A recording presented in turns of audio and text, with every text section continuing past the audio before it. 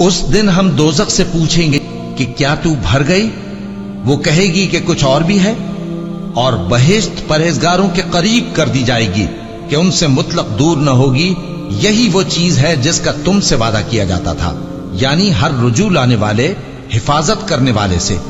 जो रहमान से बिन देखे डरता रहा और रुजू करने वाला दिल लेकर आया, उसमें सलामती के साथ दाखिल हो जाओ।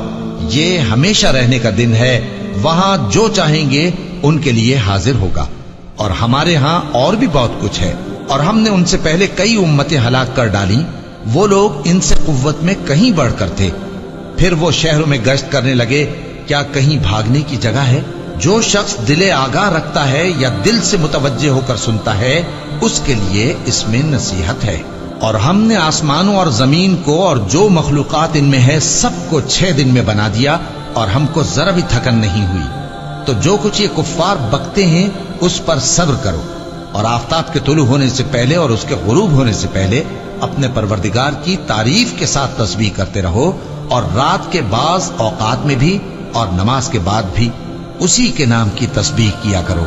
और सुनो, जिस दिन पुकारने वाला नजदीक की जगह से पुकारेगा, जिस दिन लोग एक जोर की आवाज यकीनन सुन लेंगे, वही निकल पड़ने का दिन होगा।